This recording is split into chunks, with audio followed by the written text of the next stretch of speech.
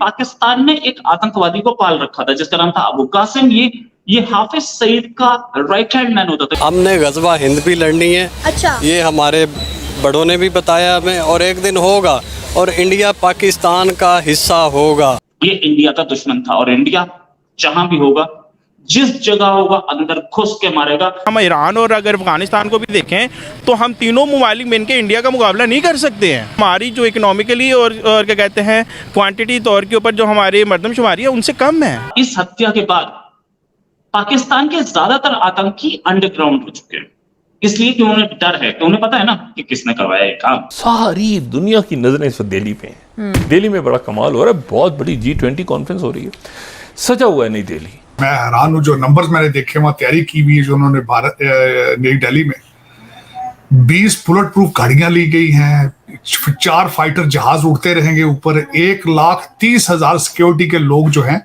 वो सिक्योर करेंगे उस एरिया को। हिंदुस्तान में वो तो चांद पे चले गए, हमें ये रोटी नहीं मिल रही, इधर इतने हालात टाइट हैं। जो इक्तिसादी राहदारी हिंदुस्तान ने अमेरिका को, जापान को और क्वाड के मेंबर्स को दी है, उसके बदले में हिंदुस्तान को जो है बैन अक़वामी सतह के ऊपर बहुत नुमाया जो है एक रोल भी दिया जा रहा है। आने वाले टाइम के अंदर US, इंडिया, यूरोप और मिडिल ईस्ट मिलकर एक बेल्ट ऑन रोड इनिशिएटिव बना रहे हैं, जिसके अंदर ट्रेन पूरे यूरोप के अंदर मिडिल ईस्ट से होते हुए इंडिया आएगी।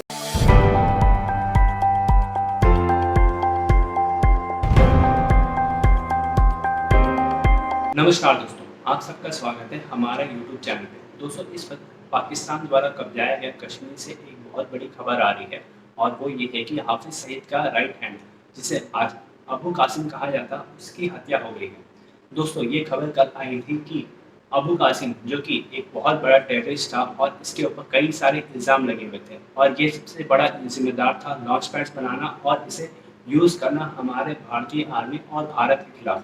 खास करके इसका मेन एजेंडा था कि जितने भी कश्मीर में और पाकिस्तान में जितने भी रेडिकल हैं उन्हें इकट्ठा करना, उनको टेररिस्ट बनाना और उन्हें किसी भी तरह से भारत के सीमा के पार पहुंचाना, इसका सबसे बड़ा एम था, और इसे मार दिया गया है। और ये हम सब के लिए एक बहुत बड़ी जीत है, क्योंकि इसके मर जाने के बाद से काफ़ी सारे पाकिस्तानी टेररिस्ट अंडरग्राउंड हो चुके हैं और उन्हें डर लगने लगा है कि उनकी भी हत्या हो सकती है। और इसके पहले भी हमने सुना था कि काफ़ी सारे पाकिस्तानी टेररिस्ट और खालिस्तानी टेररिस्ट को मार गिराया गया है, और ये सब कौन कर रहा है किसी को भी नहीं पता चल रहा है। तो चलिए दोस्तों, इसी पर आगे पाकिस्तानी मीडिया का रिएक्शन देखते हैं। आज जो लगा वो ये है कि पाकिस्तान ने एक आतंकवादी को पाल रखा था जिसका नाम था अबू कासिम। ये हाफिज सईद का राइट हैंड मैन होता था, कि हाफिज सईद जितनी भी प्लानिंग करता था इसके थ्रू करता था। इस पर बहुत सारे अटैक्स, यानी कि इंडिया की आर्मी के ऊपर, इंडिया की सिक्योरिटी फोर्सेस पे बहुत सारे हमले कराने का आरोप भी था। अबू कासिम लो प्रोफाइल रखता था। पाकिस्तान ऑक्युपाइड के कश्मीर के रावलाकोट में ये एक मस्जिद में नमाज पढ़ने गया हुआ था, वहां पर इसकी हत्या कर दी गई। जिसने भी ये काम किया मैं उसको शाबाशी दूंगा, उसने बहुत बड़ा काम किया। कैसे बहुत बड़ा काम किया?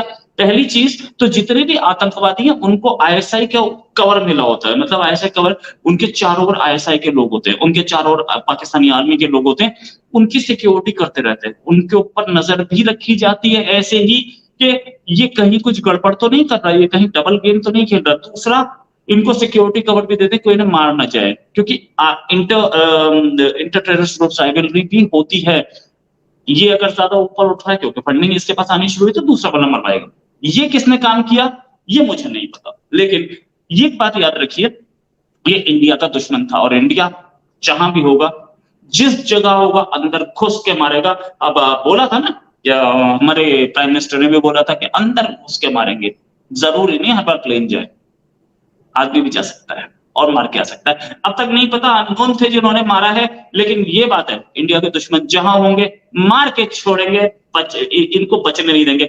ये जमात-उद-दावा के फाउंडर और लश्कर-ए-तोयबा के फाउंडर, जमात-उद-दावा के चीफ हाफिज सईद, जो कि इंटरनेशनल टेररिस्ट है, UN डेजिग्नेटेड टेररिस्ट है, उसका खास था। सबसे बड़ी चीज, पाकिस्तानी गवर्नमेंट बार बार बोलती थी हमें नहीं पता जी अबू कासिम कहाँ है, हमारे पास नहीं है।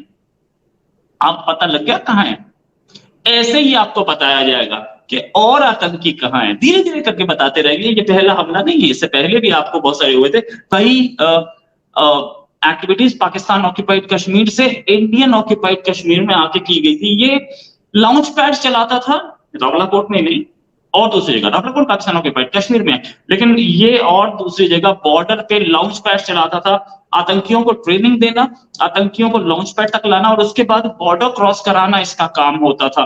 ये बहुत की आदमी था और बड़ा आतंकी मारा गया। यहाँ पे पुलिस, इसको पाकिस्तानी पुलिस बोली थी हमें नहीं पता है।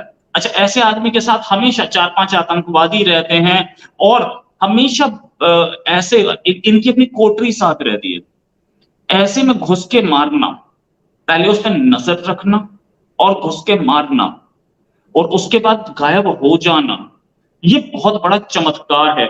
ये आदमी हमेशा लो प्रोफाइल रखता था, पता नहीं लगने देता था कौन है, ऐसे भी घूमता रहेगा, कोई ऐसी बड़ी गाड़ी में नहीं घूमता था, साधारण से कपड़ों के साथ दो आदमी ऐसे ही घूमते हुए दिखते थे। ये आदमी कभी भी ज्यादा लोगों से घुलता मिलता नहीं था, ताकि इसको पता था कि मुझे कोई मार सकता है इसे। लेकिन हत्या के बाद, इस हत्या के बाद पाकिस्तान के ज्यादातर आतंकी अंडरग्राउंड हो चुके हैं, इसलिए कि उन्हें डर है, कि उन्हें पता है ना कि किसने करवाया ये काम, और छोड़ेंगे तो नहीं, ये बात याद रखना, अच्छी तरह से पता है। और उन्हें भी पता है कि इससे पहले भी तो हमने मरवाए ना, इससे पहले भी मतलब हमने भी, सामने इंडिया ने नहीं, इनके दुश्मनों ने। हम सपोर्ट जरूर करते हैं कि आतंकवादियों का खात्मा होना चाहिए, लेकिन हम मरवाते किसी को नहीं। तुम्हारी आपस की राइवलरी है, किसने किया हमें क्या पता, लेकिन छोड़ेंगे हम किसी को नहीं।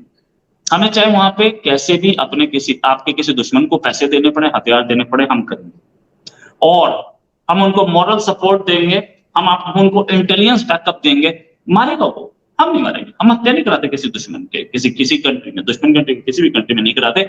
और हम ना कुछ ऐसा गलत काम करेंगे, कानून अपने हाथ में हम नहीं लेते, सच बात तो ये है। आगे बात करते हैं। पीओके में इस समय हाई अलर्ट बोल दिया गया है और ये जो हाफिज सईद के जितने भी चंपू थे सारे गायब हो गए। हाफिज सईद ही नहीं, दूसरे आतंकी भी, वो सारे भी गायब हो गए। उनको लगा बेटा हम भी, हमारा भी नंबर आ सकता है।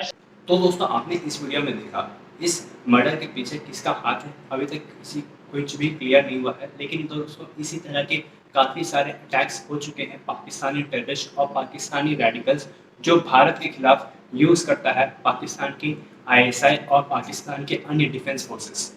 लेकिन दोस्तों, अब फॉरेन जितने भी एजेंसीज हैं वे सब कह रहे हैं कि ये भारतीय खुफिया एजेंसी रॉ के हाथ हो सकती है। अब भारत भी इसराइल की खुफिया एजेंसी मोसाद जैसा काम करना स्टार्ट कर चुका है। मोसाद जिस तरह से दुश्मन के देश में जाकर के अपने टारगेट्स को मार गिराता है, उसी तरह से अब हमारी खुफिया एजेंसी रॉ भी इसी तरह के अटैक्स प्लान कर रही है और उसे एग्जीक्यूट भी कर रही है काफ़ी अच्छे से। तो दोस्तों, इस वीडियो में इतना ही। मुलाकात होगी आपसे अगली वीडियो में। जय हिंद, जय भारत।